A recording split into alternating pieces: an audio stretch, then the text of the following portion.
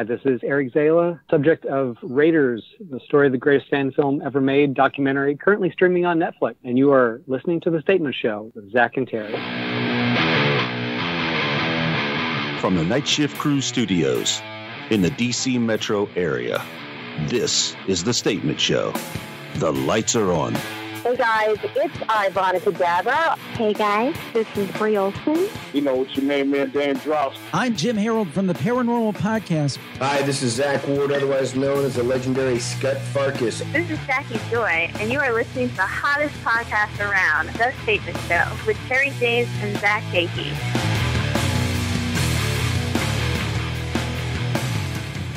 Welcome back to another edition of The Statement Show. I'm Terry James. And I'm Zach Chahee, and you're listening to the podcast that fits in no category.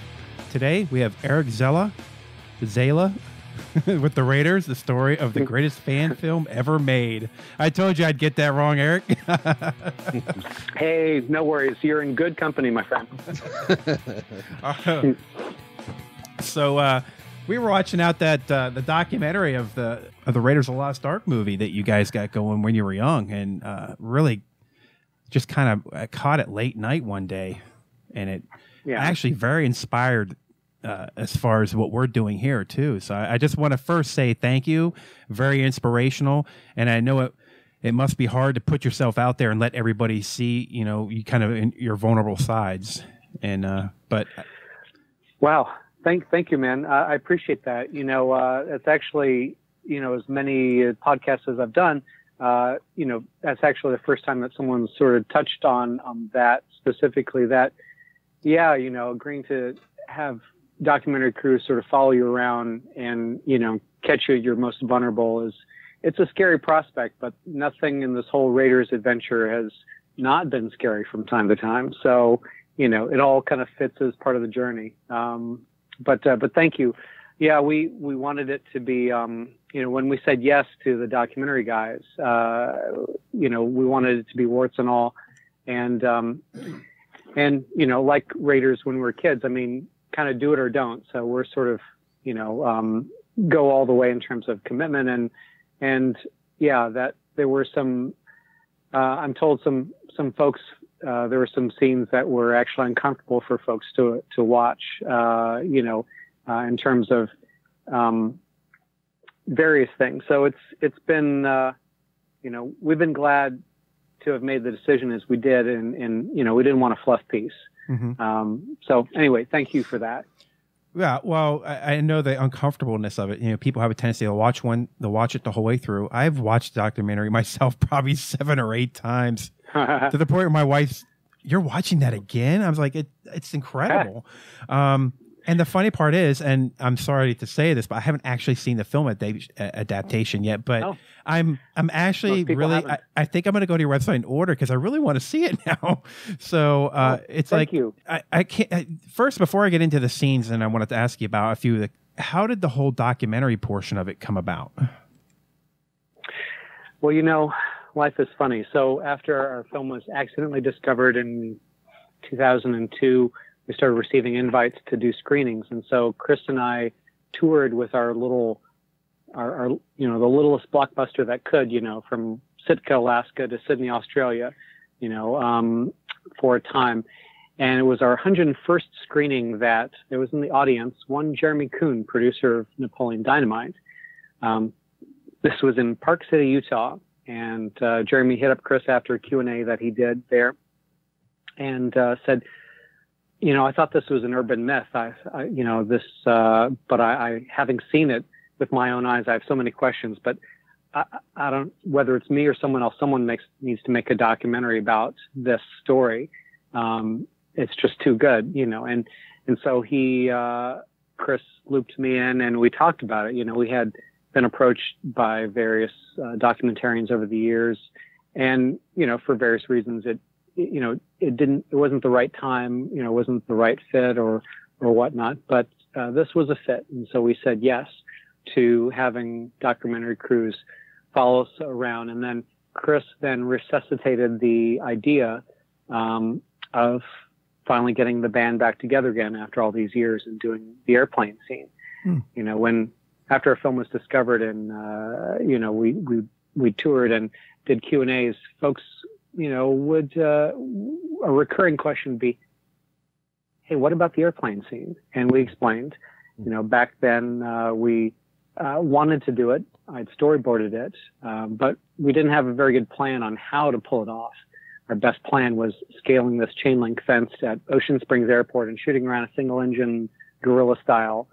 But the plane blows up in the end, right? So how are you going to do that? I actually got a pipe bomb recipe from this delinquent kid in my social studies class. And we tried to detonate it in a scale replica test, or that was the plan ultimately, but we did a test and it didn't work, and thank God. This wasn't with Jason, right?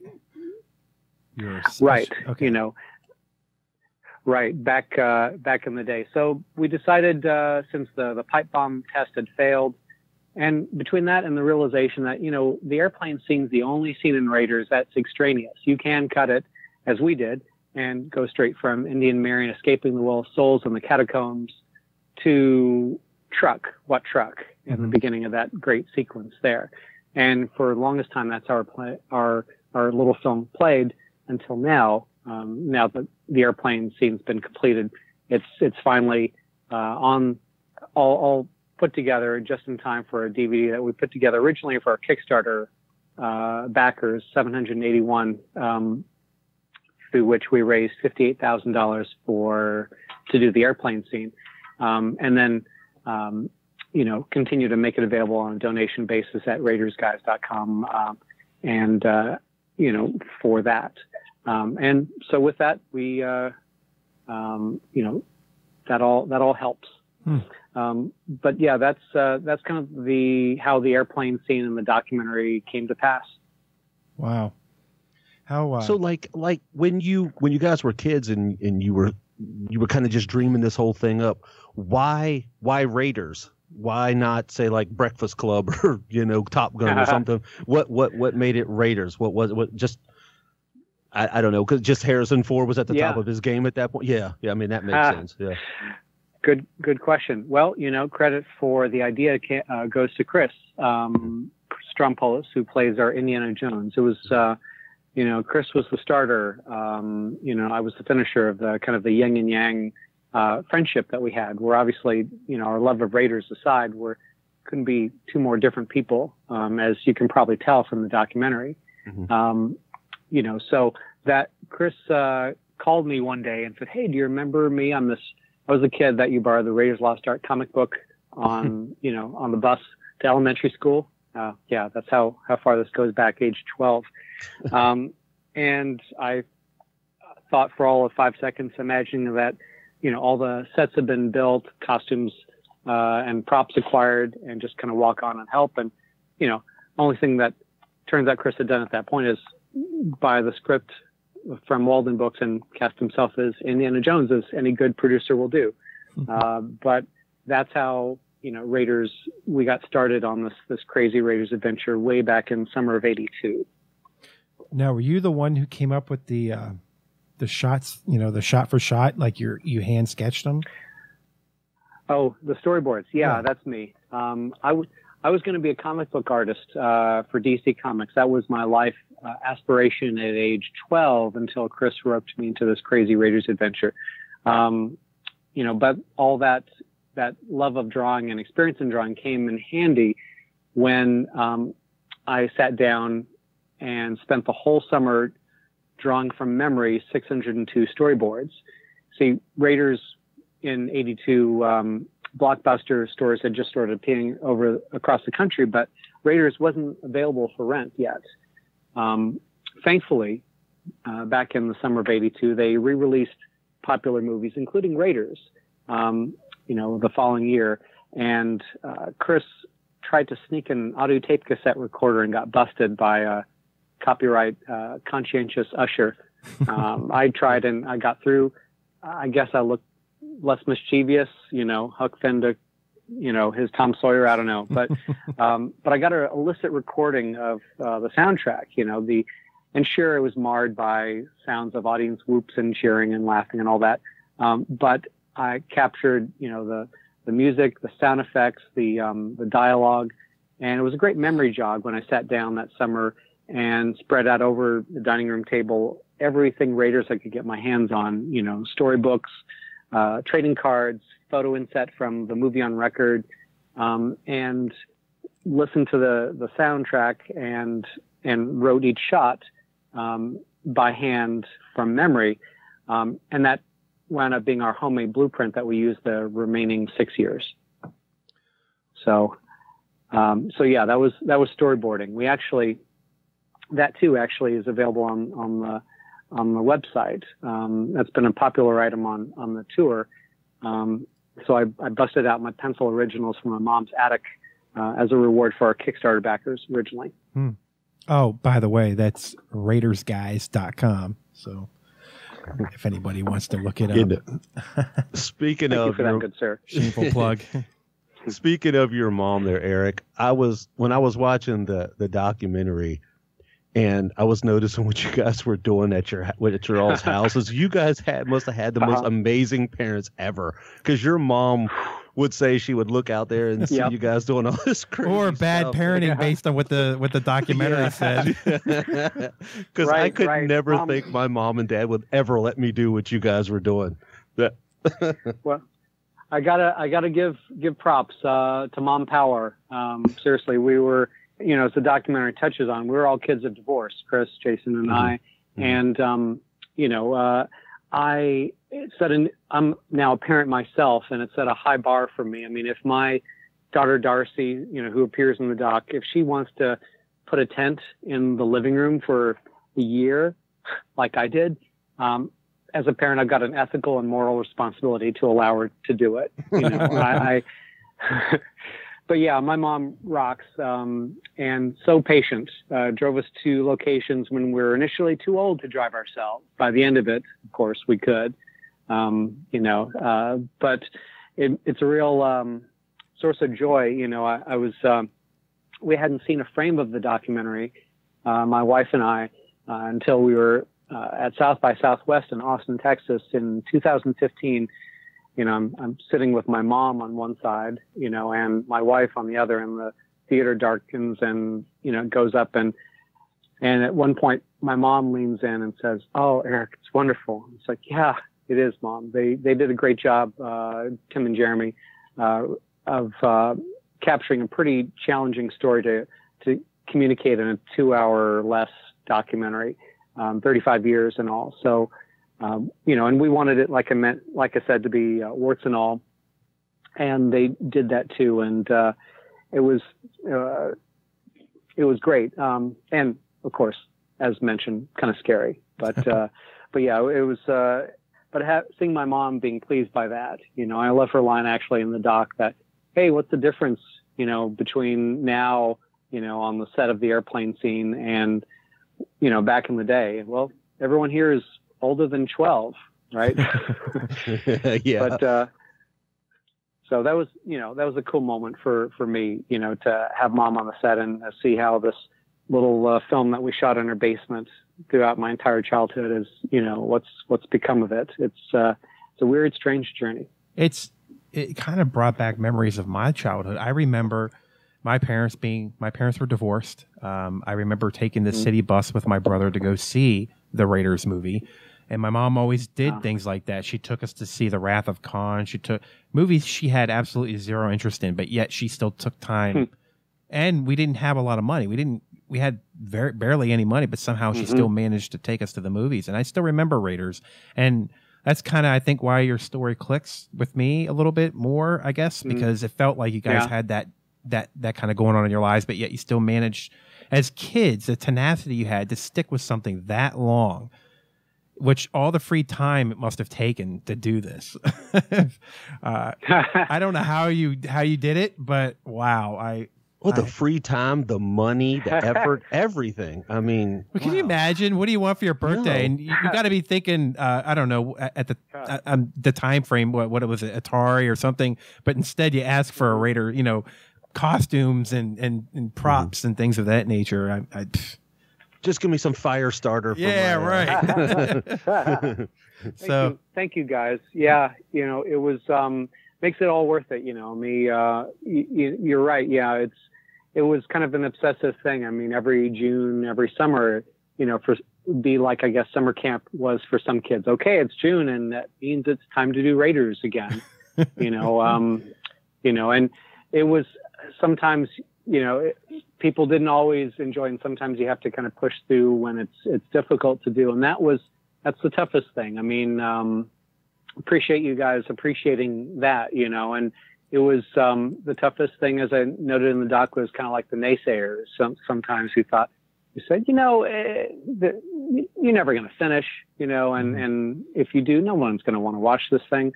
So I really mean it when I say, when I tell audiences when I'm touring, I mean, this was never supposed to happen. Our biggest aspiration was just to finish the damn thing, and that after spending 4 years, 5 years, 6 years, that it's not going to end as a box of videotapes in somebody's basement. So, that kind of anxiety, I think, helped to kind of push forward sometimes. It's interesting. The things that, things change from back in the day and then doing the airplane scene as adults. You have greater resources, but more limitations. But gone's the endless summer. Time is much more precious. So it's like all things in life. It's a trade-off.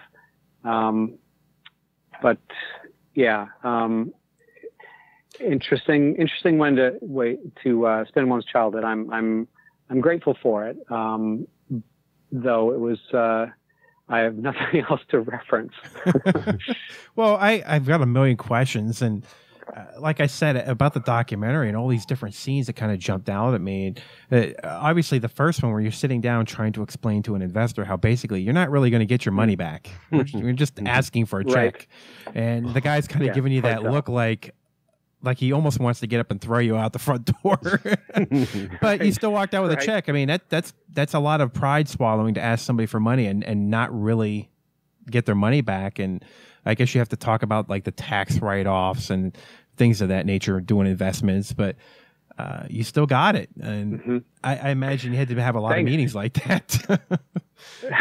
Yeah. You do have to kind of put yourself out there. I mean, that's one thing that didn't change from when we were kids. Certain things changed, like having more resources. But one thing that didn't is that then and as now, as I found, in childhood and adulthood, you have to, those voices of self-doubt that say it's impossible, you're never going to finish.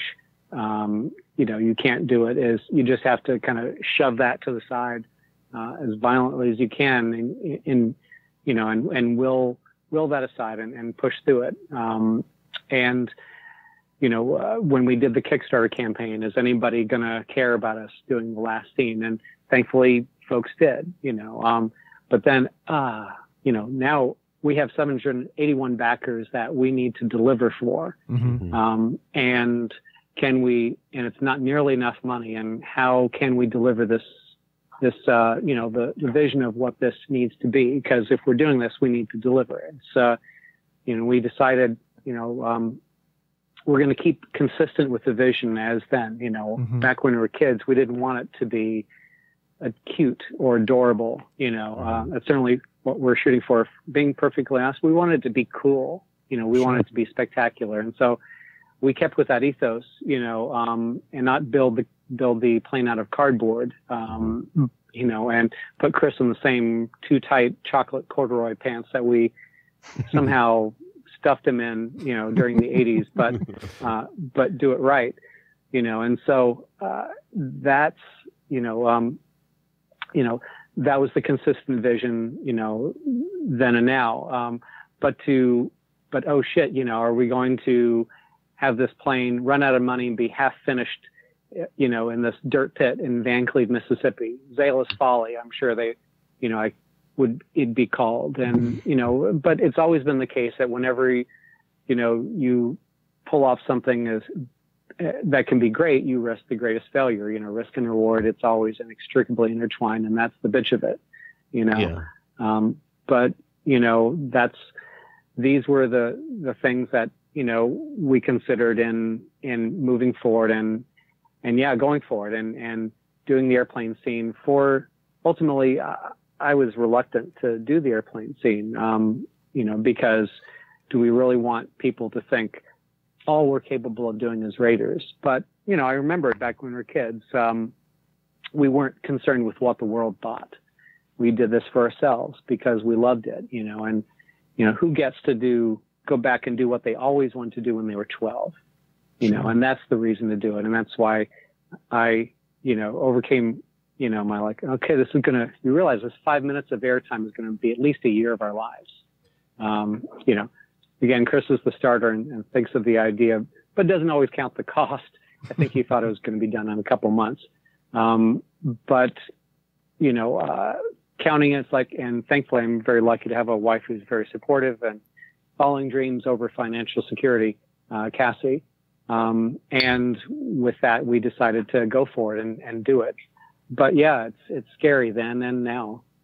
Well, I mean, as the months and the years kind of kept going and you didn't have a finished project, what sort of, and there had to be, I mean, I know you had fears, but what was your biggest? I mean, was it the fact that, no one was going to watch the movie, or that you wouldn't get your return investment in the movie, or you just wouldn't finish it? I mean, there had to be so many things that were going through your head. Like, we started this thing at mine would have been sued. Yeah. When doing the airplane scene, you mean? I guess just completing the whole entire, the whole entire movie as it was, because you got to figure, you started at 12 and here it took you so many years, and now finally you're getting to the airplane scene.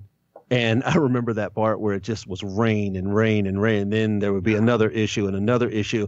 And then obviously for me anyway, I thought that there was two parts for me that I loved about the documentary. And one of them actually was the part where you were on the phone with your boss, who I think I cringed every time I saw that scene.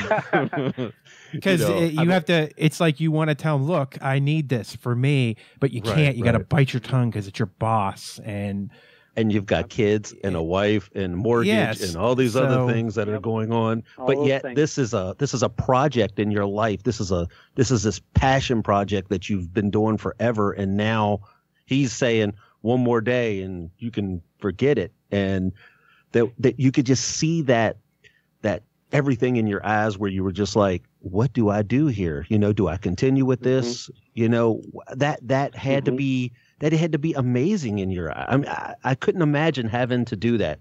I mean, for me, I don't think I have that kind of passion about anything, really. I mean, I don't. I have absolutely no ambition in life whatsoever. So as I look for a new co-host, right? So you probably should, yeah. But then I watch a documentary like yourself, who has all this passion, but I could only imagine all these fears that were going through your mind. What had to be the biggest, though? I mean, money. Yeah. I mean, this stress, I mean, there were many stresses in doing the airplane scene, from weather, as you saw, to mechanical failure, to cast and crew dramas, to how much money I'd personally put into it, $17,000, in order to cross the finish line. Wow. But what loomed biggest was, the dark cloud, and the heaviest thing, was the stress of talking to my boss, calling him on the phone and asking for 2 more days of PTO, which I actually had coming, and available, and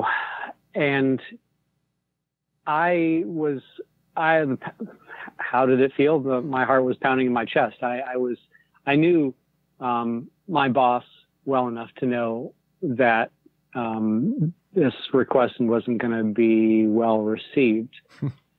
And, it's funny. So many, more than any other scene, people do talk about this and ask me about it in Q&As during the tour. It's actually, and folks are usually surprised to know that conversation was actually softened. The doc guys, trim some of the harsher bits from it, but it was kind of an emotional meat grinder that I was put through. And one limitation of a documentary is that there's not always time to provide context for everything. In this case, it was actually a very slow time at work. It was during E3, for those of you who are familiar with the video game industry. It's, Electronic Entertainment Expo in Los Angeles. Oh, I'm very Everyone familiar. in the whole industry was, Yep. Yeah, I figured, everyone's away from their desk at E3.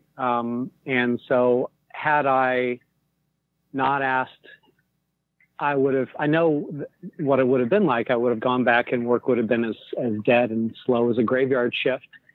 And I would have pretty much washed away all the sacrifices that all these people have made. It was bigger than what I wanted and Chris wanted at this point. I mean, so many people in my hometown, my dear friend, of decades, Maria, worked on her birthday to build the straw hut. I mean, there's many, many heroes to this airplane scene. And I was, had this under a lot of pressure to throw that away for nothing really, aside from, I scheduled 2 blocks of time off, 3 days and 5 days, and joining 2 weekends bracketed on either side made 9 days to shoot the airplane scene. And that was it. And so it was scary, that phone call. Ultimately at the end, as you know, we got the 2 days, and thank God, because it was really right down to the wire. We just barely made the 128th shot before I hopped in a car and Cass whisked me away to Gulfport Airport to catch the last flight to Las Vegas, and made it into the office Wednesday at 8 a.m. But, those 11 days in the mud pit changed me. I remember washing the red clay out of my hair, and at home, and coming straight in from the airport. And, it was nothing harder than those 11 days, and nothing more satisfying. It was, as my buddy Carl put it on the crew, brutally awesome. And I think set in motion what ultimately led to my resigning my job and starting something new. Well, how long after the documentary? Sorry for the spoilers, Dan. That's fine. How long after you got back to work did you actually resign? Did it take like a month, a year? Long time. I don't, I'm not an impulsive sort. I take risks, calculated risks, and do a lot of soul searching. Me and my wife, and we ask ourselves, what's important? What sort of things do we want to model for our kids? In some ways you've met Quinn and Darcy already, they're in the doc. And they've been on the tour with us. Actually, we put them to work selling merch. Ultimately, do we want to model to them, play it safe, and stay in a job that you feel like you're made to feel as though someone owns you?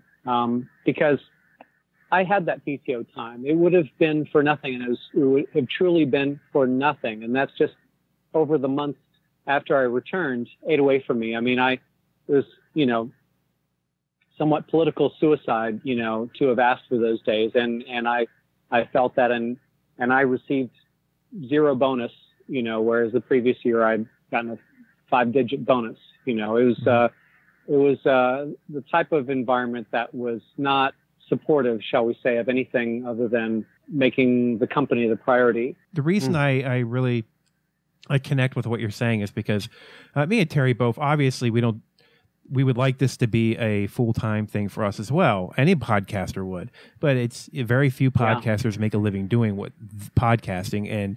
But that's part of the inspiration of watching your documentary does for people. I think it shows that if you work and you really push, you can do anything you want. It's just how far are you willing to go for it? And I myself am in IT and have done in the 24/7 atmosphere and to know exactly what you're talking about. You have time, but they don't really want you to take it. They expect you. It's only, what have you done for me lately? And they keep asking more of you, and they never really, they say they care about your family time or they want you to take your time, but they don't really want you to do it. So when you want to schedule time off, they don't want you to take it. So, but I have PTO, the same things. So you understand. Oh, yeah. Sounds like. So yeah, I'm sure there are better and worse office environments, but this one was not a healthy thing, and ironic.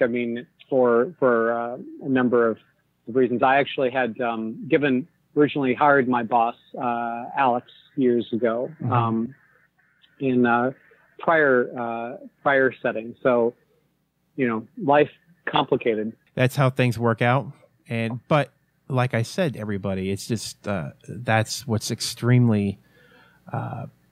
It's a pick me up to watch this video. Anybody who can watch something like this, and in my opinion, what you should take away from this is the motivation. That's what I got from this, watching this, and why I watch this so many times, because it really motivates me. Because I look at you guys and think, if you guys can do it, anybody can do it. And that's not in a way of saying that belittling you in any way. It's just.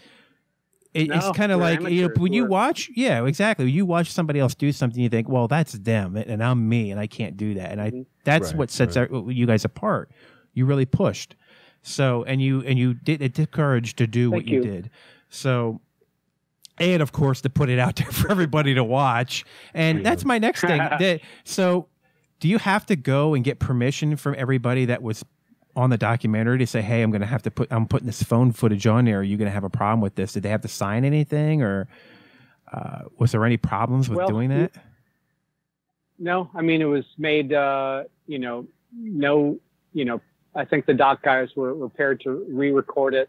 Basically, if, had to make a decision, do you made it available to Alex after the fact, hey, if you want us cut it from the doc, will, and opted not, but to say, hey, we're going to be recording this conversation, will inevitably make it less real. Do you make it less real, say that, or do you record it and say, and then present it afterwards and say, are you okay with this remaining, and so went with the latter. Because here's the thing. I mean, when I commit to something, I commit, and when you have warring commitments, what is most real, and so presenting that's how it came to be, and so what you hear in the doc is not an actor. And,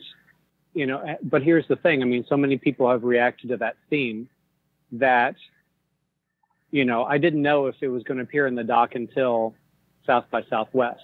Okay. And, you could hear a pin drop in the theater, and afterwards I said, well, okay, I need to call Alex and have a beer and say, hey, you're in the doc. And gotcha. But here's the thing. So many reviewers seized upon that scene and talked about it, that I guess he Googled it, and I got an interesting phone call before I got a chance to return to the office, and so, but, hey, you want us to take it out? There was, I think the doc guys were prepared to do that if such a request were made, but there wasn't. And Alex said that he's ultimately fine with it. And we agreed to disagree, on matters of things. He said to me, I don't understand this Raiders thing. I don't have anything in my life that I'm that passionate about. And that's where things are. It's been an interesting journey.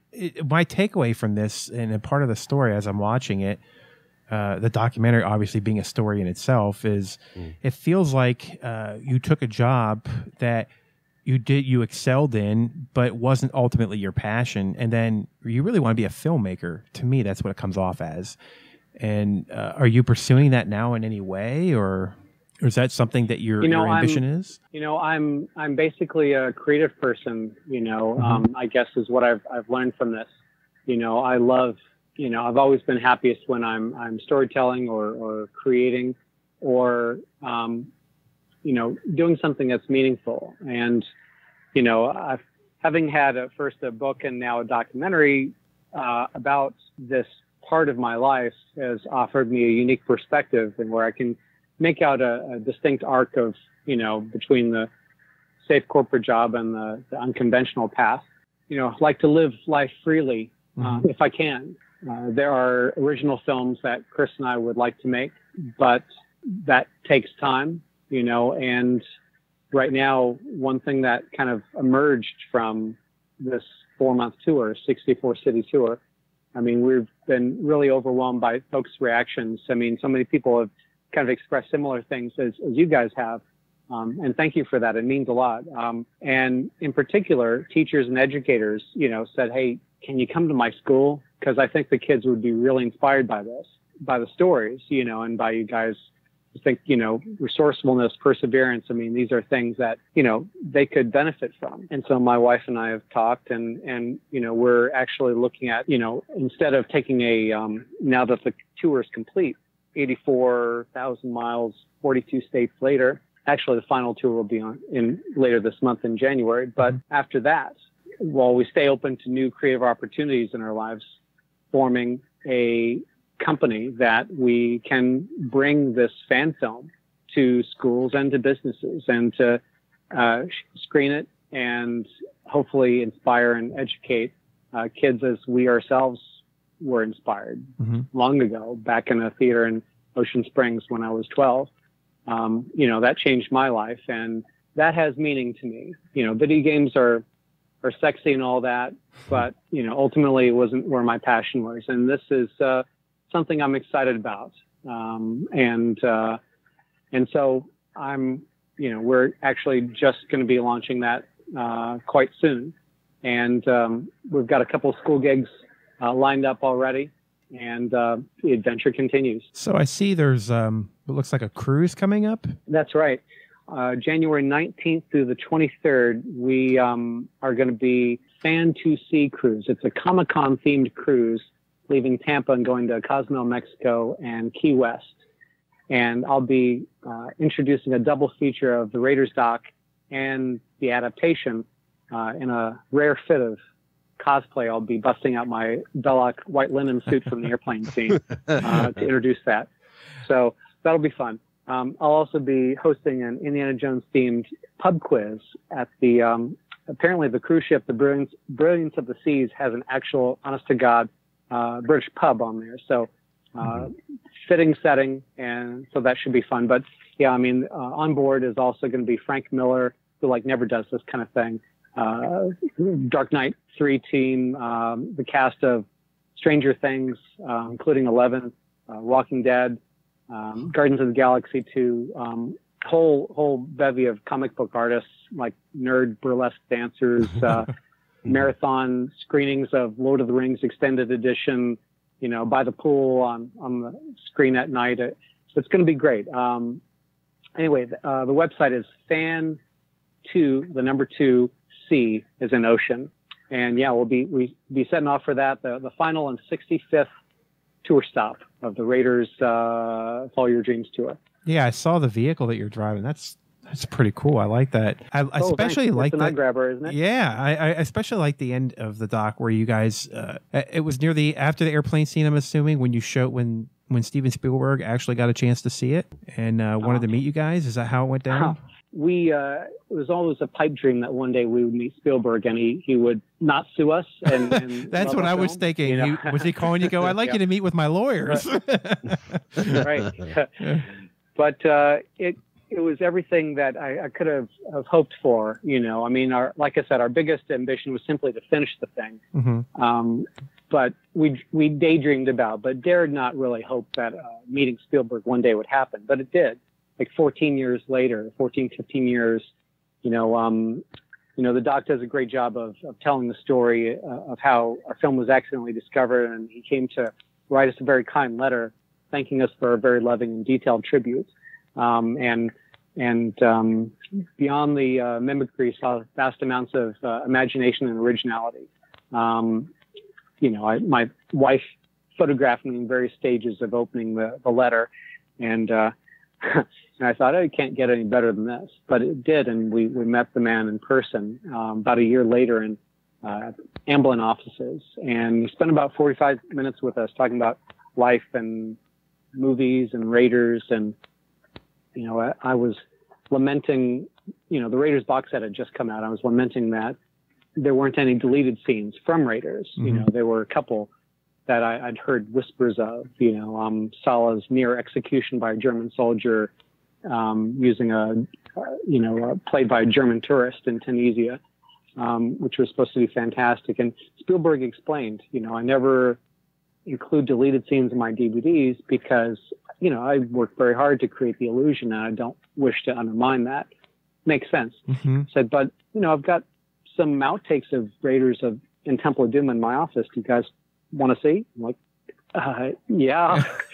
So about 5 minutes later, I'm sitting on a couch in Steven Spielberg's office watching what it feels like only crew from the 80s had seen. It was really amazing. Outtakes from Raiders and Temple, including a bit with Barbara Streisand whipping Harrison Ford dressed in a dominatrix outfit while Harrison strapped to the rock in Temple of Doom. So it was something. Anyway, Spielberg even was kind enough to kindly grant our request for a photo, and then we stumble out of the sunlight and like, what happened here? Wow. So it was amazing. You had to walk out of there very grateful. You had to walk out of there after that meeting feeling inspired. Just overwhelming. I would know how he could have came down from that cloud for 2 weeks. Wow. Yeah. I mean, yeah. I've heard stories of how Spielberg got started, as far as basically sneaking onto the lot and putting his name on a trailer. I know. I love that story. It's amazing, isn't it? That's how fate works. You just start from something, and he had tenacity. He kept going, just like what you're doing, and that would have inspired me to do something. And that's kind of was. I mean, are you still friends with? I'm assuming you're still friends with Chris. You still hang out with him or see him a lot with these events, or Chris and I are still friends. Mm-hmm. Yeah. There's an option that we're looking at optioning. Chris says, if we move forward with original films, we'd reprise our roles, me as director and Chris as producer. Mm-hmm. And there's a book that we've optioned, and Chris is looking at drumming up funds for. So we'll see. And but yeah, we're still friends, and Jason out in Oakland even. He took a sabbatical years ago from doing screenings. They're great fun, but they can kind of short circuit you. It's very kind of emotionally and physically exhausting. But Jay and I are still in touch, and Angela, we were reunited on stage after 18 years in Minneapolis. She's been raising her son, and who will probably think mom is cool, as she put it. But yeah, we've managed to keep in touch. Even Alan Stenham, who played Zala, on the tour, he joined us on stage for the Milwaukee stop. And that's been one of the cool things is being on a 64 city tour has made it easier to see various cast members and friends across the country. Well, they interviewed the original actor from the movie too, right? He was on the documentary. Yeah, Jean Rhys-Davies as Zala. I think Alan probably gets a kick out of that. I mean, and the fact that he referenced your guys' doc and he was talking about it, I just there's not anything of this documentary I didn't like, and I felt when they were talking about when they were playing it at the Draft House, which I've been to, which is amazing, by the way. Mm-hmm. Oh yeah. Have you gotten any offers to play the adaptation on any late night horror TV shows anywhere? Anything like that? We've gotten various various offers or whatnot. We're trying to navigate the whole thing respectively, so we haven't followed through on any such thing. So I wouldn't expect that. What's bigger in your eyes? I mean, honestly, meeting Spielberg or the fact that your documentary is on Netflix? It's literally streaming on Netflix for millions of people to all over the world. I mean, my mind is blown. The fact that you've A, had a chance to live out your childhood dream, B, you've met Spielberg, and C, you're on Netflix streaming to, hundreds of millions, whatever, how many ever people they have. Oh my goodness, I can't imagine how you're feeling right now. Well, thank you for that. Above all things, I'm grateful, first for having as I said, this really unconventional childhood, but beyond that, all this unexpected, of course, with that, life is always a trade-off, and with it's the roller coaster. It's been absolutely amazing traveling. These 4 months, 42 out of the 50 states, over 18,000 miles and 20 flights. Been on the road since July 2nd, Seattle, and it's been an amazing journey, and continues to be. I'm so grateful for that. I get to see the best bits of my childhood set to John Williams and watched on a big screen and with hundreds of cheering strangers. I feel very, very fortunate, especially having gotten to finish it, because we almost didn't get to finish it. And I still, in some ways, can't believe that we actually got it done. But so grateful for, many hands completed the airplane scene, there's many heroes. Sure. And as much as I love the documentary, the only thing that I wrestle with is that there's never time to call out all the folks that really kind of pitched in and helped make the dream real, What was it's been great. It's also scary starting a new business and continuing and not going back on what's safe, but I don't want to lose this freedom, and so we hope to keep it going. What was the name of the pyrotechnic, the pyrotech that did the scene where he had to blow up the plane? What was his name? Dan Todd. Yeah. My hat's off to him. As far as what I seen in the documentary, it seemed like he felt it had that look like when it didn't go off as planned. He had that look of disappointment, like he didn't want to let you down. And did everything which obviously that's exactly how it comes off. And that's a heartfelt scene where he goes out there and then he gets whipped back from the explosion, and you run out there to help him. This is the kind of humbling thing that that I was kind of referencing earlier, that so many people gave so much to make this happen, and finally complete this. That's been one of the best things about doing the airplane scene is you people that you've met along the journey to join your path. And we're so glad that Dan was part of Team Raiders. And I think it was, Dan's a pro, and I think the commitment that he felt to see it through temporarily, made him take a bold risk. And God, I can't tell you how utterly terrifying it was, that moment. You know the one I'm talking about. Sure. But to know that Dan's okay, we sent Dan to the emergency room afterwards, to make sure, and they checked him out about 2 hours later. And we had, had scheduled that evening a wrap party, at Chef Danny, who was doing a catering, her restaurant in nearby D'Iberville. And Dan arrives to thunderous applause, to the cast and crew. He's so scared. He had shared with me later that, when his body ragdolls, it's actually his training, muscle memory taking over. Go low, avoid any possible shrapnel. I think he passed out at the end of it. But they checked him out, clean bill of health.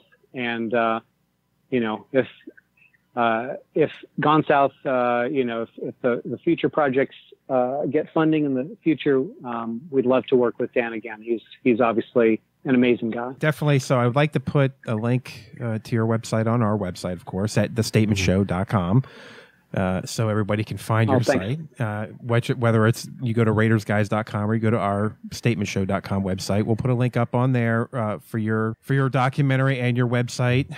You can follow them at Raiders Guys on Twitter. You can also find them on Facebook, and all the links are on their website as well. I really appreciate you coming on the show for us to take your time out of your busy schedule. And we'd also like to play, after near the end of the episode, we'll play the trailer for the documentary too, so everybody get a little tidbit of that and what they can see if they go on Netflix. Awesome. But yeah, it's amazing. Like I said, and what Terry was saying, the fact that it's on Netflix for everybody to watch, and it's one of the download episodes because now Netflix lets you download for offline viewing, and your show is one of the ones that let download. So, which is pretty cool feature too. So, but I hope with future projects, if you guys have some other stuff coming out, we'd love to have you back on and talk about it. Awesome. Thank you for that support, guys. Yeah, it's Zach, no Terry, appreciate it, y'all. Absolutely. Thank you, Eric. We appreciate it. And before we let you go, we did have one more question for you. Before we came on air, Zach and I wanted to ask you one question, one major question. Lay it on me. What's your opinion of the rest of the Indiana Jones movies? The last one. Yeah, specifically the last one. Okay. So my personal, Eric Zala's personal preference, which, it's only my opinion, but my enjoyment of the Raiders canon is pretty much coincides with the order of release. Raiders, no one disputes. This is the best one. Iconic, right, Temple of Doom, yeah. And I'm a little outspoken on this, but I like, in some circles, but I like Temple of Doom best. It tried to do its own thing, and not a strict copy. But I also like Last Crusade, a little slapsticky, but some wonderful parts with Sean Connery. Crystal Skull bottoms out the list at 4. But you know what? Indy 5 is coming up sometime in the future, and so I hear. Here's hoping that that breaks the trend.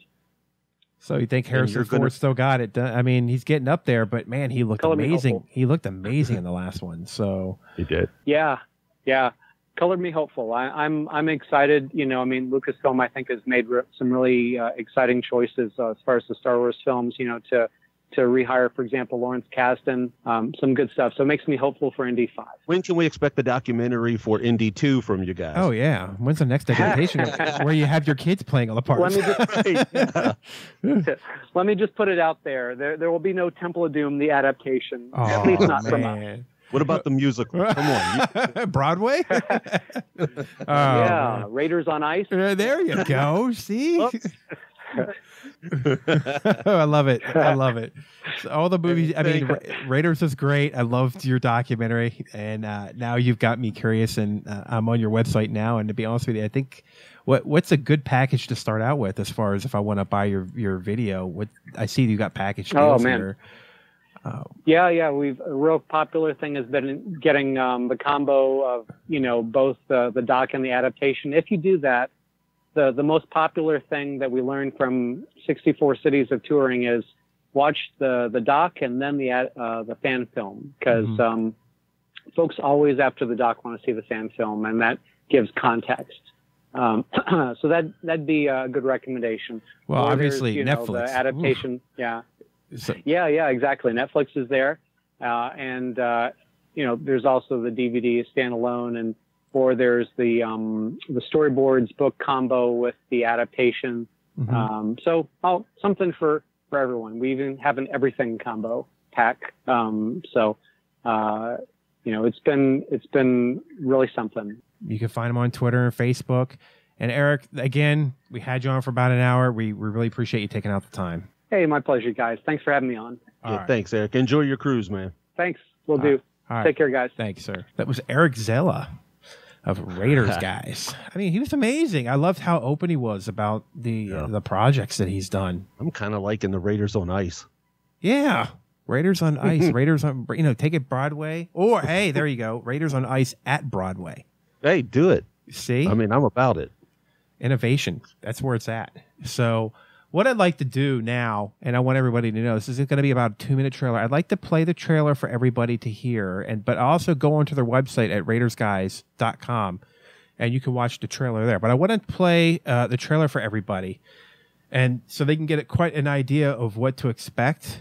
It's on Netflix, though. If you have Netflix, everybody's got Netflix nowadays, don't they? I believe they come do. on, it's $9 a month, $10 a month. I mean, are we getting paid through Netflix?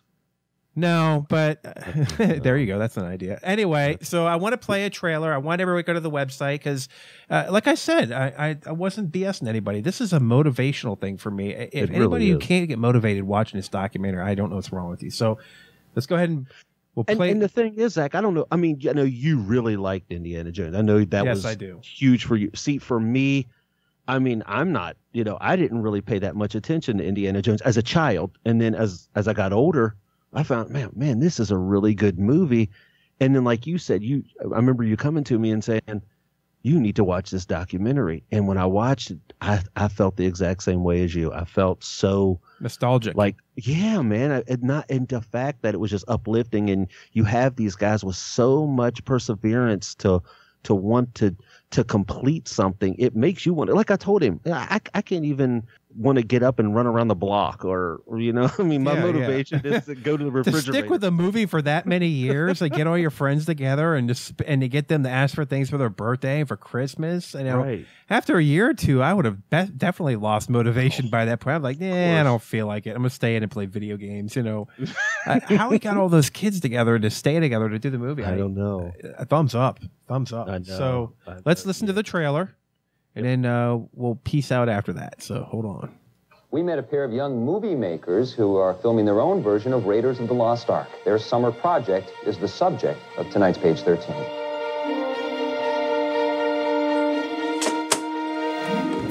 It's become a cult favorite. They used real snakes, did their own stunts, and nearly burnt down their mom's house.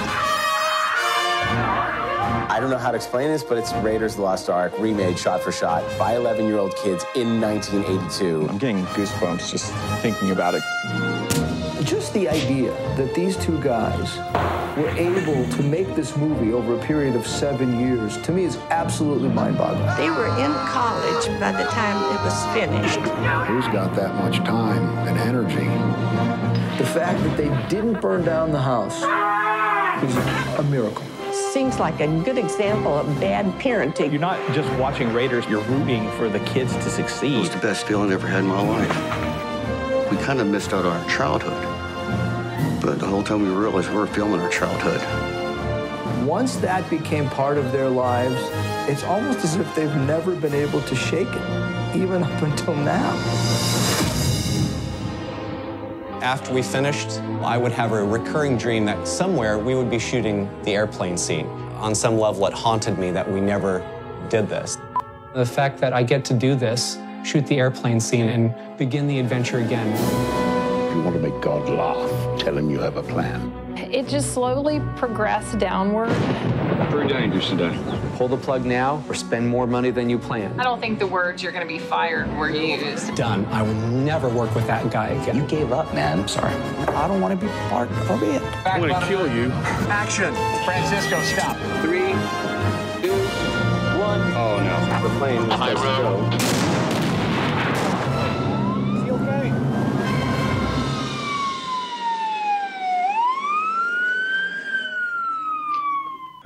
So that's Raiders, the story of the greatest fan film ever made. I like it. So come on, man. We'll do one now. What, Star Wars? You know, I was actually Debbie Does Dallas serious with it. Oh, there's a remake. Let's do porno remakes. Deep Throat. No, Eric. Seriously, what would we do? Good Morning Vietnam? No. Honestly, I'm a big fan of all the Raiders films, and I'm glad he did this. It's very, like I said, inspirational. Who wouldn't? End of another one. I think it's that time. I think it's time for people to check us out on our website, thestatementshow.com. Check us out on Twitter @StatementShow. Look, I'm constantly taking questions. Me and Zach are all over Twitter, so make sure you get any questions, comments. Check us out. And guess what? He's finally put the other episodes on YouTube. I'm constantly on his ass about it. So he's finally put the other episodes on YouTube. And so guys, hopefully you'll get this one on air within 6 months. You can check it out at Facebook too, because Zach takes care of Facebook, and well, it looks like Zach takes care of Facebook. So we're on Facebook, and we're at thestatementshow.com. We have all the links. So just go to thestatementshow.com. All the links are there. YouTube. Subscribe to us on iTunes, on Google. We're on Stitcher. Eric Zala. Thanks a lot. All right, man. That's the end of another one. The lights are out. See ya.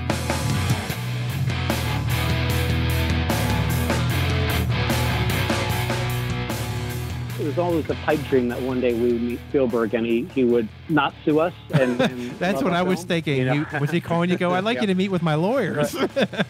Right. When can we expect the documentary for Indy 2 from you guys? Oh, yeah. When's the next adaptation where you have your kids playing all the parts? Let me just put it out there. There will be no Temple of Doom, the adaptation. At least not from us. What about the musical? Come on. Broadway? Yeah. Raiders on Ice. There you go. See?